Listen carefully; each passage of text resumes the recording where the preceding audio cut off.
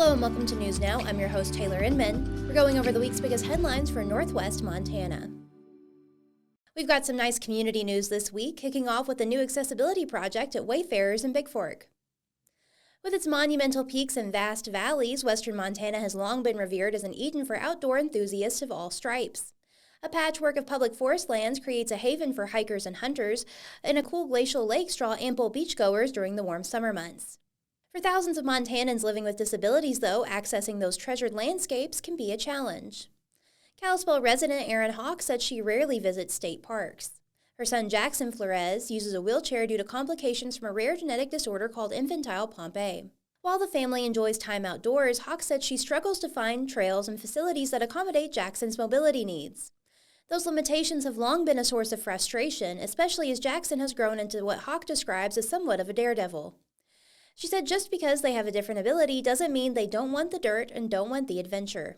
This week, Hawk and Flores joined more than a dozen members of Montana's disability community at the Wayfarers unit of Flathead State Park to kick off the newest chapter in the statewide park accessibility project.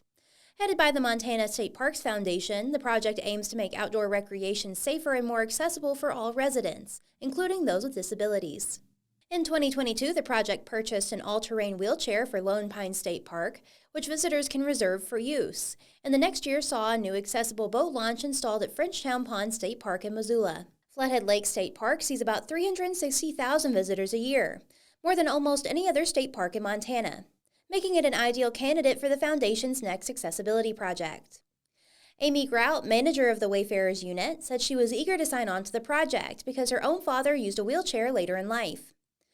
She said that experience changed her life and her views on making things accessible. That sort of experiential knowledge is central to the Park Accessibility Project's approach, according to Megan Buicking, Executive Director for the Montana State Parks Foundation. The Americans with Disabilities Act provides some standards for making public buildings and parks more accessible, but Buicking said the federal guidelines are often insufficient when put into practice. There are insights that you just can't get unless there is someone there with lived experience, she added. For help gathering those insights, Buicking contacted Meg Tracy, a researcher at the University of Montana's Rural Institute for Inclusive Communities, with expertise in a practice called walk-move audits. The premise of a walk-move audit is simple. Participants move along a predetermined path while considering aspects of the space like connectivity, site design, and safety. At the end of each segment, a facilitator asks the auditors to rate the pathway, providing examples of things they liked and disliked, and propose solutions for any issues they identified. But Tracy said the outcome of a walk-move audit is often more than the sum of its parts. Convening people with a spectrum of abilities can foster deeper understandings of the issues at hand and provides an opportunity for collaborative problem-solving. On September 29th, Tracy led more than a dozen volunteers through a walk-move audit at the Wayfarers unit. Several participants used wheelchairs. Others had hearing or vision impairments, and some were able-bodied but cared for or worked closely with people with disabilities. Meandering along a dirt trail near the waterfront, the group pointed out major and minor hurdles alike. Roots and rocks occasionally snagged the wheels of a wheelchair. A short but steep downhill section elicited a mixture of fear and excitement. And a handful of participants discovered just how maze-like the park's network of social trails could be.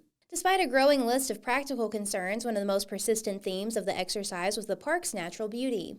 With the summer crowds long gone, the shore was nearly empty, and participants lauded the trail's wildness. Buicking said she plans to work with stakeholders to develop a formal project proposal that uses the result of Monday's walk-move audit alongside an accessibility report that Montana Fish, Wildlife, and Park interns completed this summer.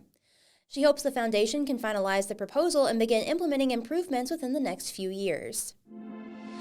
Friends of the Flathead County Library's annual book sale raised over $17,000 this fall, the most raised since the sale began decades ago. Thousands of books were sold from September 19th through the 21st, raising a total of $17,393. Books are collected throughout the year for the annual sale. Since 1984, the Friends of the Flathead County Library have worked to benefit, improve, and enhance the goals of the Flathead County Library via programs like staff appreciation meals or donations.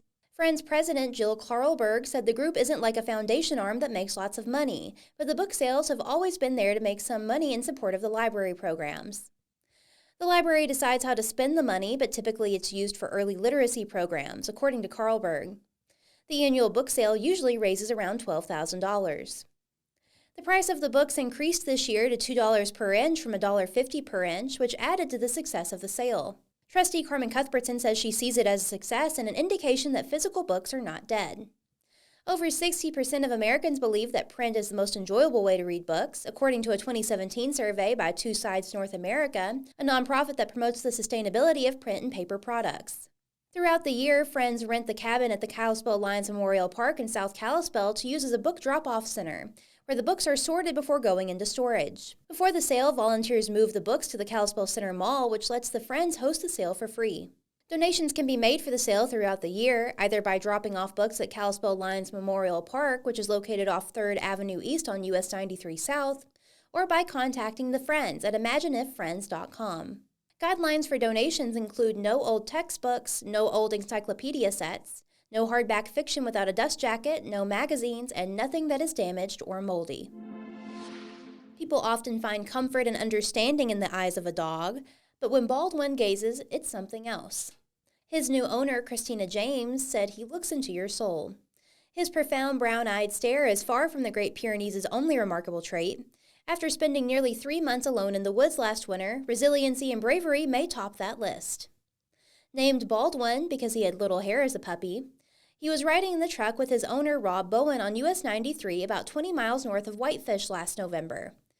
Bowen died when his truck ran off the road, but his dog stayed at his side until he was startled by the arrival of first responders and bolted into the woods.